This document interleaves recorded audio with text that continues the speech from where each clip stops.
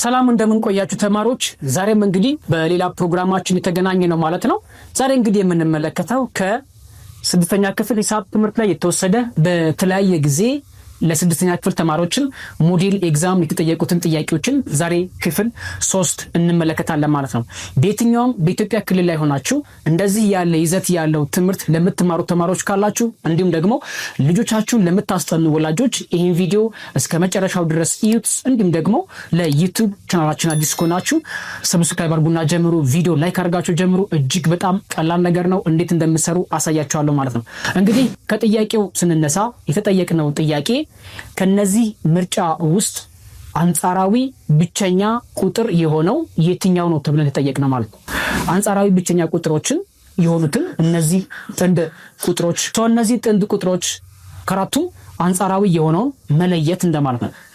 እነዚህን ጥያቄዎች ከመመለሳችን በፊት አስቀድመን ግን ልናውቀው ወይም ደግሞ ልንረዳው የሚገባው ክፍል አንጻራዊ ብቸኛ ቁጥሮች ማለት ምን ማለት ነው፣ ወይም ደግሞ ተማሪዎች እንዴት አድርጋችሁ ጽንሰ ሐሳቡ መረዳት አለባችሁ የሚለውን ከግምት ውስጥ ማስገባት ይጠበቅባችኋል ማለት ነው።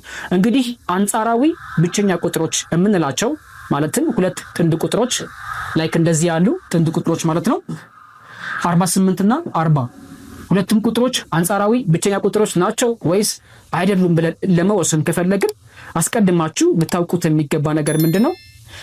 አንጻራዊ ብቸኛ ቁጥሮች የሚባሉት ምን አይነት ባህሪ አላቸው የሚለውን እናያለን ማለት ነው። ሁለት ቁጥሮች አንጻራዊ ብቸኛ ቁጥሮች ናቸው ለመባል የነዚህ የሁለቱም ቁጥሮች ትልቁ የጋራ አካፋያቸው አንድ ቁጥር ብቻ ከሆነ ማለትም ከአንድ ቁጥር ውጪ ሌላ አካፋይ ከሌላቸው እነዚህ ሁለቱም ቁጥሮች አንጻራዊ ብቸኛ ቁጥር ወይም ደግሞ ሪላቲቭሊ ፕራይም ነምበርስ ብለን እንጠራቸዋለን ወይም አንጻራዊ ብቸኛ ቁጥሮች። ስለዚህ ቀጣይ ስራችን ምንድነው የሚሆነው ማለት ነው? እነዚህ ጥንድ ቁጥሮች የጋራ አካፋያቸው አንድ ወይም ከዛ በላይ መሆናቸውን እንለያለን ማለት ነው። ለምሳሌ የ48 ቁጥርና የ40 ቁጥር የጋራ አካፋዮቻቸው ወይም ደግሞ common factors of 48 and 14 የነሱን ኮመን ፋክተር ወይም የጋራ አካፋያቸውን እንፈልጋለን።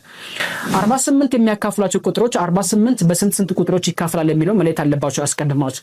48 ቁጥር የሚያካፍሏቸው በአንድ ቁጥር መካፈል ይችላል ማለት ነው። ሌላ በሁለት ይካፈላል፣ በሶስትም እንደዚሁ መካፈል ይችላል ማለት ነው። ሌሎቹ እናንተ ትፈልጋላችሁ። በአንድም ይካፈላል፣ በሁለት ይካፈላል፣ በሶስት ይካፈላል። ቀጣይ ደግሞ የማንን የምንፈልገው ማለት ነው? የ40ን የሚያካፍሏቸው ቁጥሮች በአንድ ቁጥር መካፈል ይችላል። ቀጣይ ደግሞ በሁለት ቁጥር መካፈል ይችላል፣ እንዲሁም ደግሞ በአራት መካፈል ይችላል፣ በአምስት ቁጥሮችን መካፈል ይችላል። ስለዚህ አሁን ካስረዳኋችሁ ነገር 48 ቁጥርና 40 ቁጥር ከአንድ ቁጥር ውጪ የጋራ አካፋይ ያላቸው ወይስ የላቸውም የሚለውን እሱ ከግምት ውስጥ ታስገባላችሁ። እንግዲህ 48 ቁጥር ለአንድ ቁጥር መካፈል ይችላል፣ እዚህም ለአንድ ቁጥር መካፈል ይችላል።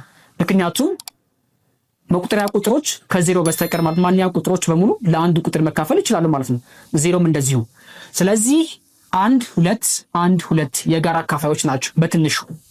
ስለዚህ እነዚህ ሁለቱም ቁጥሮች 48 ቁጥርና 40 ቁጥር አንጻራዊ አይደሉም። ምክንያቱም ትልቁ የጋራ አካፋይ ወይም ደግሞ ከጋራ አካፋዮቻቸው ውስጥ ከአንድ በላይ የጋራ አካፋይ አላቸው። ስለዚህ ልብ ልትሉት ወይም ደግሞ ልትገነዘቡት የሚገባ ነገር ምንድነው ማለት ነው?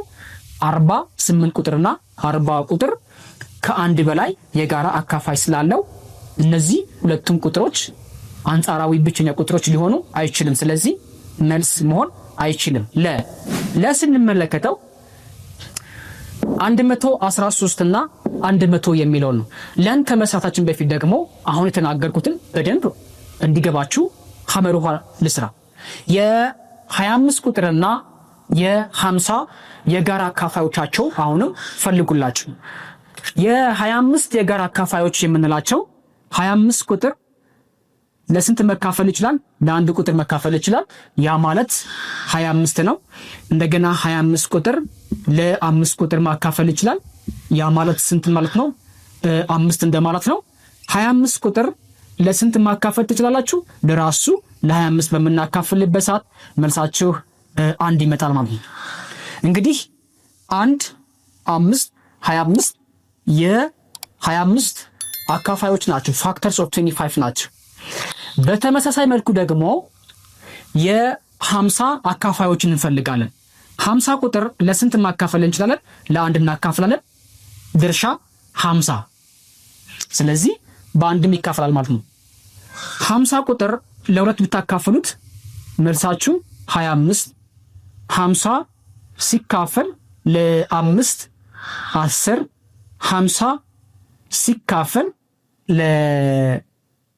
ለስንት አድርገው ለ25 ለ10 አካፍለው ለ10 ባካፍለው ኦኬ 5። 50 ሲካፈል ለራሱ ለ50 1። እንግዲህ ይሄን ቪዲዮ እያያችሁት ከሆነ ማለት ነው የ25 አካፋዮች 1 5 25 የ50 ደግሞ አካፋዮች 1 2 5 10 ያልጠቀስነውም ካለ እናንተ ጥቀሱት።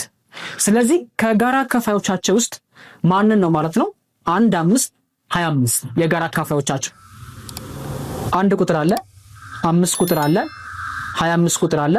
ስለዚህ እዚህም አለ 5 25 እዚህ ጋር መኖር ነበረበት፣ 25 መኖር ነበረበት። ስለዚህ 25ም አለ።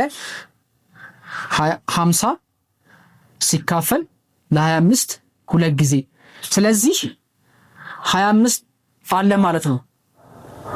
እንግዲህ ከዚህ ቪዲዮ እንደምንረዳው ወይም ደግሞ አሁን ከሰራነው ምሳሌ እንደምንረዳው ማለት ነው የ25 ቁጥርና የ50 ቁጥር የጋራ አካፋዮቻቸው ከአንድ በላይ ስለሆኑ በአንድ ቁጥር ብቻ የማይካፈሉ ናቸው። ያ ማለት ሌላ አካፋይ ስላላቸው ብቻ 25 እና 50 ቁጥር ምን አይደሉም ማለት ነው ብቸኛ ቁጥሮች አይደሉም፣ አንጻራዊ ብቸኛ ቁጥሮች አይደሉም እንደማለት። ስለዚህ መልስ መሆን አይችልም። ሰው ሀሌታ መልስ መሆን አይችልም። ሐመሩሃ መልስ መሆን አይችልም። እንግዲህ እኔ ይሄን ማብራሪያ ከሰጠኋችሁ ለእናንተ ይሄን ማብራሪያ ከሰጠኋችሁ መልስ ሊሆን የሚችለውን ከለና ከመ የትኛው ነው? ይሄን ቪዲዮ እስከ መጨረሻው ድረስ ካያችሁት እንዲሁም ደግሞ እኔ ተናገርኩትን እስከ መጨረሻው ድረስ ካዳመጣችሁ ወይም ደግሞ ካያችሁ ማለት ቪዲዮ ማለት ነው መልሳችሁን ኮሜንት ላይ ብታስቀምጡ አየዋለሁ። በደንብ አድርገን ሪስፖንስ መስጠት እንችላለን ማለት ነው። ከዛሬ ነገር ላይ መልካም ነገር እንደገበያችሁ ተስፋ አደርጋለሁ። በቀጣይ ደግሞ በሌላ የሞዴል ኤግዛሞችን ብቅ የምንል ይሆናል ማለት ነው። በቀጣይ ደግሞ በሌላ ቪዲዮ እንገናኛለን ማለት ነው። ማንኛውንም አይነት ሐሳብ አስተያየት ካላችሁ በቴሌግራም ቻናላችን እንዲሁም ደግሞ ኮሜንት ለማሳወቅ ይቻላል። በቀጣይ ቪዲዮ እንገናኝ። መልካም ጊዜ